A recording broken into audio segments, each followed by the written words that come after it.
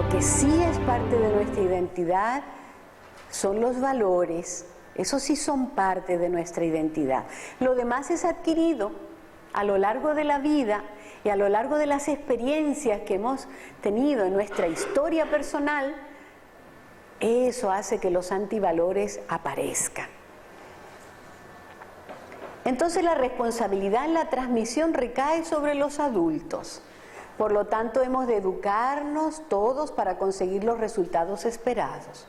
Cada cual tiene que hacer un trabajo sobre su personalidad y decir, bueno, yo no quiero que manifestar más resentimiento a tal persona, o yo no quiero odiar más a tal persona. Yo tengo que hacer un trabajo en mí misma, porque no va a venir algo, una magia por ahí, a quitármelo, ¿verdad? A veces decimos, no quiero sentir esto más, porque me enferma. Ustedes saben que todos los antivalores causan una reacción química en el cuerpo que va destruyendo el organismo. Entonces uno mismo es el que se perjudica. Entonces eso hay que aprender a manejarlos, y hoy vamos a indicarles algunas técnicas que a nosotros nos han venido muy bien, que tal vez si ustedes deciden aplicarlas también les pueda favorecer. Miren que existen, aquí hemos puesto algunos porque hay muchos, ¿no? Los valores universales, la alegría, la bondad, la valentía, la autoestima, el amor, la armonía, la empatía, la esperanza, la gratitud, la solidaridad, la conciencia ecológica, la compasión. Hay tantos valores, ¿verdad? Después tenemos los antivalores, la tristeza, el enfado, el miedo, el orgullo, rechazo, discriminación, ansiedad, crueldad, desilusión, queja, egoísmo, consumismo, por mencionar algunos. O sea, se detectan claramente. Cuando yo siento ira, yo no tengo que ir a un psiquiatra para que me diga que he sentido ira, yo inmediatamente sé que lo tengo, ¿verdad? Entonces digo, anda, estoy sintiendo esto dentro de mí. Yo lo detecto fácilmente. No tengo que buscar mucho ni un telescopio ni nada de eso, un microscopio, no, se entiende fácilmente. Estoy sintiendo envidia, ¿verdad que lo descubrimos? O estoy triste, como también descubrimos cuando tenemos los valores manifestándose, pero a eso no les ponemos mucho cuidado. A veces decimos, qué alegre estoy, o tenemos personas como Natalia que nos vive contando chistes hermosos, ¿verdad? Y alegrándonos la vida. Qué alegre es esa persona. Bueno, pues a veces nos damos cuenta que hemos sido valientes. Oye, yo he sido valiente. Me acuerdo mi hijo menor que se tiró al mar, vivimos en el Caribe, en República Dominicana, y bueno, yo les enseñé a nadar muy bien porque sabíamos que estábamos rodeados de mar. Y entonces se tiró al mar a salvar a una persona que se estaba ahogando. Y me dice él, yo me sentí tan bien, mami. Después que me olvidé de mí mismo y fui, salvé a esta persona, la acerqué a la orilla, yo me sentí tan poderoso, tan bien conmigo mismo, que sentí una energía enorme que salía de mí y crecí como ser humano. Pues yo le decía, ¿qué sentiste? ¿Qué sentiste? ¿Sabe? Porque cuando se manifiesta un valor, tiene tal poder dentro de sí. ¿Se han dado cuenta cuando decimos la verdad? Decimos, bueno, pues yo voy a decir la verdad, aunque sea difícil, y cuando la decimos nos sentimos poderosos, y por más que sean en problemas, digo, no, pero es la verdad, porque en sí el valor contiene conciencia, y esa conciencia es la que sentimos en nuestro interior manifestándose, expresándose con fuerza. Entonces todos los valores, cuando nosotros los expresamos, nos sanan nuestra autoestima, sanan el concepto que tenemos de nosotros mismos. Cada vez que hago una obra social por alguien, ¿no? Sentimos, y no lo hacemos por el ego, sino incondicionalmente, a veces nadie lo sabe, ¿verdad? Eso es hermoso, porque eso nos devuelve la identidad que realmente el ser humano tiene, que es bondadosa, que es de grandes virtudes. Y aquí hay un cuento que a mí me gusta mucho, yo sé que los socios de ADASEC Uruguay lo conocen, pero quiero compartirlo con ustedes también porque es muy instructivo. Dice así: un viejo cacique de una tribu tenía una charla con sus nietos acerca de la vida y les dijo: una gran pelea está ocurriendo dentro de mí. Es entre dos lobos.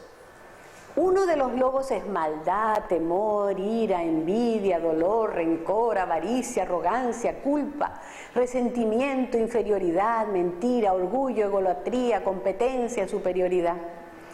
Y el otro lobo es bondad, alegría, paz, esperanza, benevolencia, amistad, verdad, compasión y fe. Esta misma pelea está ocurriendo dentro de ustedes y dentro de todos los seres de la tierra, le dijo el cacique.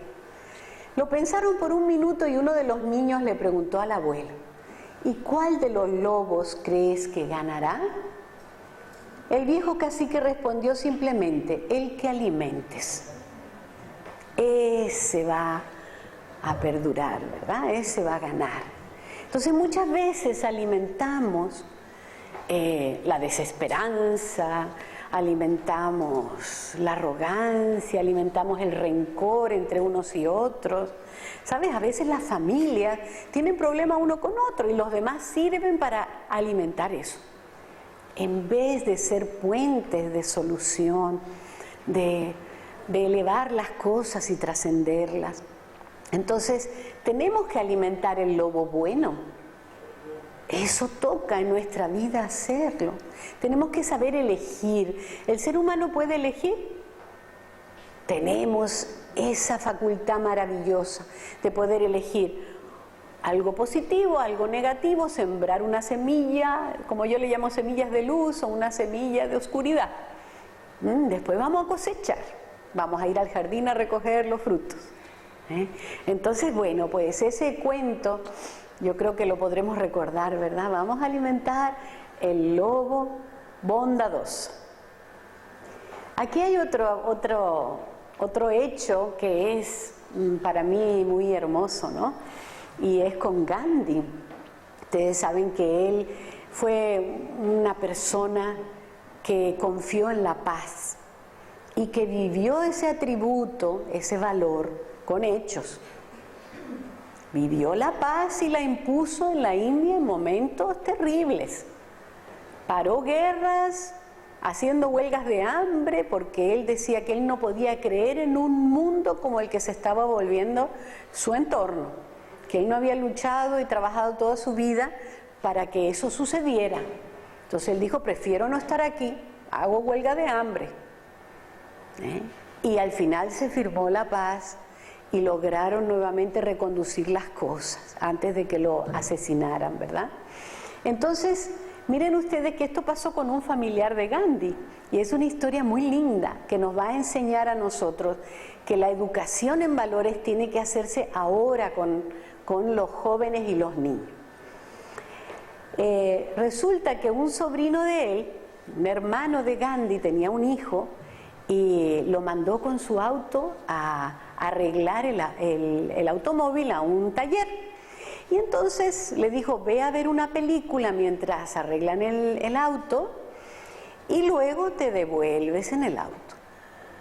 Bueno, ¿qué pasó? Que el joven de unos 13 años fue y entró a ver la película y resulta que en vez de dar una, daban dos. Y se quedó ahí, viendo las dos películas.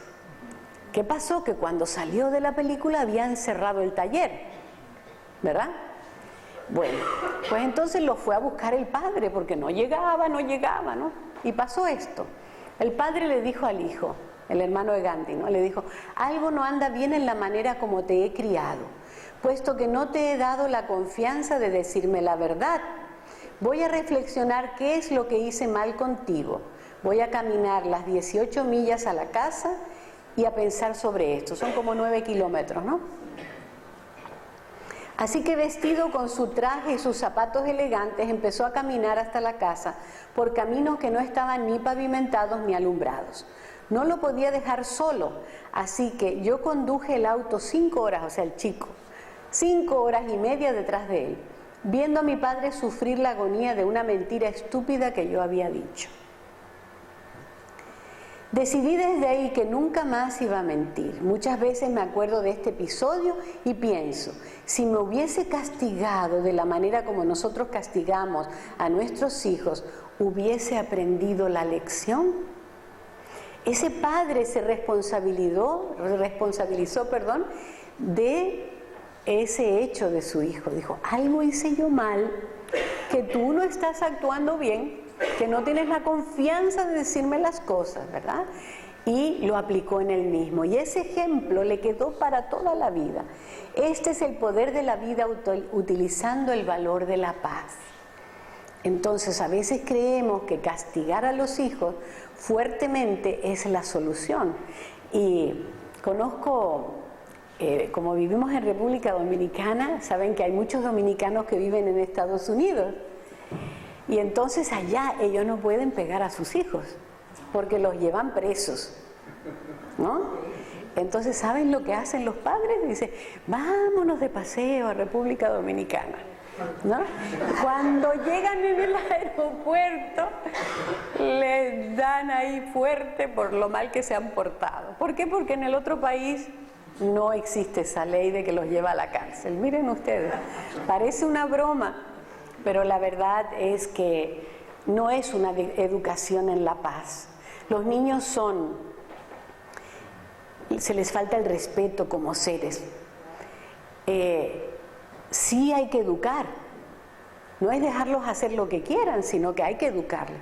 Y a los jóvenes también hay que sentarse con ellos, dedicarles tiempo de calidad. No es tiempo viendo la tele, no es estar al lado de ellos viendo una película o un juego, no, es poder llegar a sus almas, a sus corazones, a su conciencia, mirarle a los ojos cuando se les dice algo, hacer contacto con ellos, ¿verdad? Y de esa manera sí las cosas pueden ser muy diferentes. A mí me gusta contarles algo que es de la vida íntima de Juan. Él tiene una hija que tiene 16 años, ¿no? Y ella pues es de 16 años, una adolescente muy linda, muy hermosa, muy alegre. Y cada vez que la vemos en un grupo de personas, ella busca al joven o al niño que lo aíslan, que nadie va con él, alguno que tiene una minusvalía, ¿no? Y yo me quedo observándola, uno que es un niño adoptado, que se ve que es de otro país, porque ella vive en España, ¿no? Entonces tiene rasgos tal vez de Perú, de Bolivia, y ella, esos son sus amigos. Y yo, en una etapa que ella pasó, ¿verdad? No, yo no valgo mucho, yo no sé qué. Entonces yo le dije, ¿sabes qué? Le dije yo, tú le das un ejemplo precioso a todo el mundo a tu alrededor. ¿Quién es que se queda con tal persona? ¿Quién es que va y acompaña a no sé quién? Y entonces le empecé a mostrar ese valor tan lindo que ella tenía, esa compasión, ese don tan hermoso de integrar a las personas. Y a ella se le iluminó su rostro, dijo, sí, eso es verdad que yo lo hago. ¿Ven? Entonces cada vez que tenemos una persona que entra en una situación así, por lo que sea, por su edad, por las vivencias, hay que poderles dar la mano para que puedan volver a centrarse en ese valor. Aquí tenemos a la Madre Teresa de Calcuta, que yo creo que es un ejemplo tan bello, ¿verdad?, a nivel mundial. Una mujer que se dedica a ayudar a los pobres, a los moribundos, para que mueran en unas sábanas limpias, que estén lavaditos, que se sientan mimados, que se sientan ser humano en el momento, aunque sea de irse de esta vida, ¿no? Eso no lo hace cualquier persona. Ella ha mostrado un valor enorme que es la compasión, que es amor en acción. No es lástima. Lástima tenemos mucho, ¿verdad? Que nos da una cosa aquí negativa y tristeza por ver la necesidad de los demás. Eso no es un valor. El valor es la compasión, que es amor en acción, que hago yo para resolver esto que se está presentando ante mi vida. Y bueno, ella decía que Dios no ha creado la pobreza, la hemos creado nosotros con nuestro egoísmo. Entonces son frases como esta otra, por ejemplo, de Benjamín Disraeli, que a mí me gusta mucho, y dice así: el don más grande que podemos hacer a otros no es compartir con ellos nuestra riqueza, sino hacerles descubrir la propia. Ese es el camino, hacerles descubrir la propia. Miren, en Bolivia hay mucha pobreza y había mucho más. Yo estuve viviendo allá por 10 años y fundamos la Fundación Niño Feliz, un grupo de personas, ¿verdad? Y sacábamos niños que dormían debajo de plásticos. Hoy son grandes violinistas. Les pusimos, no podían, tal vez no tenían tanta capacidad educativa, no tenían tanta facultad para estudiar, tanta inteligencia. Muchos de ellos sufrieron desnutrición en los años que necesitaban una buena alimentación, pero podían destacarse en el baile, en el teatro, en tocar un instrumento, y hemos formado orquestas en que tocan ellos. Y realmente vemos que hay unos valores debajo de un niño así, miren, que está en cualquier lugar. Hay un gran ser con un potencial inmenso para que aflore, para ser entregado a la sociedad. Entonces cuando uno los ve a ellos, o yo voy a las tiendas y me dicen: señora Inga, digo: ¿quién eres? Que ya los veo adultos, ¿no? Y me dice: yo fui uno de los niños apadrinados en la Fundación Niño Feliz, ya yo me gradué de auditor y trabajo en esta empresa. ¿Y sabe qué? Estoy apadrinando 2 niños de la fundación. Entonces uno dice: caramba, la siembra de valores existe, es verdad. Nosotros podemos hacer mucho para que la realidad se transforme y cambie. Aquí tenemos un amigo nuestro en Nueva York, ¿lo ven? ¿Conocen a Einstein? Estuvimos visitando el Museo de Cera y nos fuimos ahí a sacar una foto con él, porque realmente es un científico que yo admiro mucho, porque ha traído mucha luz a la humanidad, ¿no? Dice: todos hemos estado equivocados. Pensábamos que todo era materia y resulta que no, que todo es energía, nos dijo, ¿no? Todo es energía. Todos son átomos, electrones, protones, fotones, y todo es energía. Inclusive las cosas materiales más densas que podamos conocer, como el acero, ¿no? Es energía. Entonces, ¿por qué mencionamos esto? Porque las cosas se pueden transformar, la sociedad se puede transformar, nuestros pensamientos se pueden cambiar, todo es energía. Yo puedo enviar una energía positiva a una persona, o puedo mandarle odio, resentimiento, ¿no? Y los demás lo sienten, Ustedes no han percibido en su entorno como algo muy hermoso, o algo no tan hermoso, algo que les alerta. Porque en realidad las emociones y los sentimientos viajan y van y tocan a los demás. Entonces ahora ha surgido la psiconeuroinmunología, que es un estudio de las interrelaciones mente-cuerpo y sus implicaciones clínicas. Trabaja desde una perspectiva interdisciplinar, aglutinando diversas ramas relacionadas con la salud. Es una nueva ciencia que ya está empezando a tener sus experiencias en este sentido, de ver cómo la mente afecta el cuerpo y viceversa, ¿no? Por ejemplo, 1 minuto entreteniendo un pensamiento negativo, un antivalor, deja el sistema inmunitario en una situación delicada durante 6 horas. El distrés, esa sensación de agobio permanente, produce cambios muy sorprendentes en el funcionamiento del cerebro y en la constelación hormonal de las personas. Entonces, no es tan inocuo lo que pensamos, no es tan inocuo lo que sentimos, las emociones que tenemos. Eso tiene una reacción, tiene una consecuencia en nuestro organismo. Entonces el ser humano de la nueva humanidad tiene que hacerse responsable de lo que está produciendo en su vida y en la de los demás. Tiene que poder saber cómo manejar estos aspectos. Miren algo, que esto fue otro experimento que a mí me llamó mucho la atención, que se hizo en Estados Unidos, en el Instituto HeartMath, que significa como matemática del corazón o algo así, la traducción, ¿no? Con el título del experimento Efectos locales y no locales de frecuencias coherentes del corazón y cambios en la conformación del ADN. Querían saber cómo nuestros sentimientos afectan nuestro ADN, ¿verdad? Entonces, se relaciona directamente con las emociones. Se tomó el ADN de placenta humana, que es la forma más prístina de ADN, y fue colocado en un recipiente donde se podía medir los cambios del mismo. Se distribuyeron 28 muestras en tubos de ensayo al mismo número de investigadores previamente entrenados. Cada investigador había sido entrenado a generar y sentir sentimientos, y cada uno de ellos podía tener fuertes emociones. Entonces, estas 28 personas se dedicaron a eso, frente al ADN de la placenta, a ver, sentir cosas, ¿no? A ver qué pasaba. Y vamos a ver el resultado. El ADN cambió de forma de acuerdo a los sentimientos de los investigadores. Primero, cuando los investigadores sintieron gratitud, amor y aprecio, el ADN respondió relajándose y sus filamentos estirándose. El ADN se hizo más largo. 2. Cuando los investigadores sintieron rabia, miedo o estrés, el ADN respondió apretándose, ¿no?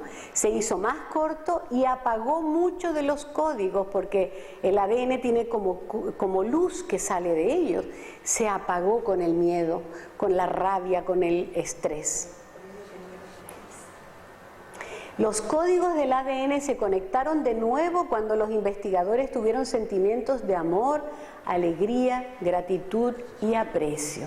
Entonces vemos que la ciencia hoy en día nos está mostrando cuál es el camino a seguir y que tenemos que cuidar lo que sentimos, lo que pensamos, las emociones que tenemos, que eso realmente nuestro bienestar depende de lo que pase por aquí, por la cabecita. Lo que nosotros pensemos genera una emoción o un sentimiento. Cuando yo me siento mal, yo digo, a ver, ¿qué fue lo que yo pensé? No digo, ¿qué fue lo que me hicieron? ¿No? ¿Qué fue lo que yo pensé? Porque algo discordante, inarmónico, tuve que haber pensado para que yo tenga esta sensación dentro de mí. Entonces, cuando yo cambio el pensamiento, también mis sensaciones en el cuerpo cambian y mi ADN se estira, ¿verdad? Y se vuelve más luminoso, traspasa la información fácilmente. En cambio, cuando tenemos rabia o estamos con miedo, hasta dejamos de respirar. Dejamos de respirar, bloqueamos la respiración. Y entonces nos volvemos pues muy tensos y eso afecta nuestro sistema inmunológico. Cuando alguien tiene reacciones repetitivas de los antivalores, su sistema inmunológico se va afectando. Está siempre en guerra. Siempre está en guerra. Como una persona que ha estado en guerra por años y años y viene a un lugar hermoso, tranquilo y en paz, sigue con la guerra dentro de sí por mucho tiempo, hasta que se va sanando y va confiando, ¿verdad? Así le pasa a nuestro sistema inmunológico. Ahora miedo, después rabia, después terror, después pánico, después ira, ¿verdad? Y entonces el organismo dice, ¿qué pasa? Estoy en guerra. Y empiezan entonces las células a actuar de una forma inadecuada. El estrés es uno de los principales elementos para el estudio y experimentación científica de la psiconeuroinmunología y sus posibles soluciones. Por ejemplo, se han llevado a cabo investigaciones sobre la meditación, cómo afecta a nuestro organismo. Que queremos que Juan nos ponga un video que hay por ahí. Se han hecho muchos estudios y hoy en día hay uno muy interesante, está en el desktop. Hay uno muy interesante que se ha hecho con un científico que ahora se ha vuelto budista, que se llama Matthieu Ricard, que es la mano derecha del Dalai Lama. ¿Lo conocen? Dalai Lama, que educa en valores y por la paz, que es un ser maravilloso. La mano derecha de él es Matthieu Ricard.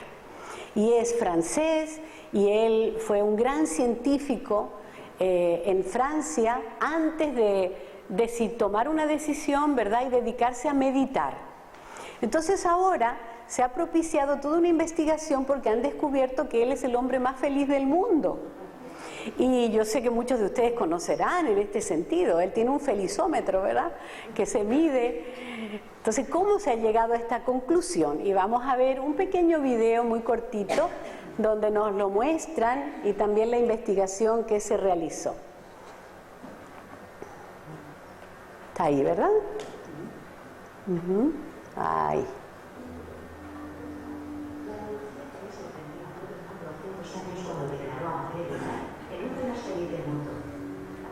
Francés, doctor en bioquímica, trabajó en el Instituto Pasteur con el premio Nobel Jacques Monod y luego se reconvirtió en monje budista. Ricard y otros meditadores de larga experiencia fueron sometidos a un exhaustivo experimento con escáneres cerebrales para medir las consecuencias de un tipo de meditación concreto en el que se genera un estado de amor y compasión pura, no enfocada hacia nada ni nadie en particular.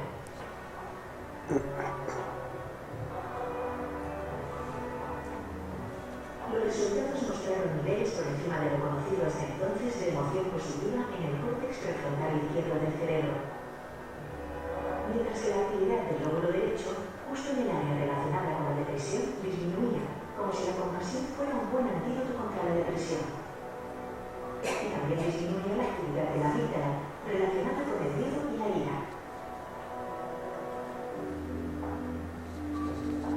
Otros estudios similares han demostrado que el nivel de atención de estos meditadores es mucho mayor que el del resto de población y pueden mantenerlo durante más tiempo. Pero, ¿qué ocurre con los meditadores novatos? ¿Hay algún beneficio para ellos? Para comprobarlo, un grupo de empleados de una empresa realizaron 30 minutos diarios de meditación durante 3 meses. A lo largo del estudio, los empleados reportaron un descenso en sus niveles de ansiedad y se pudo ver que se incrementaba la actividad de su córtex prefrontal izquierdo, es decir, sus emociones positivas. No desesperen, no es necesario meterse a monje ni perderse en una cueva de los Himalayas. Un poco de disciplina es suficiente para lograr cierto control mental. Podemos quitar.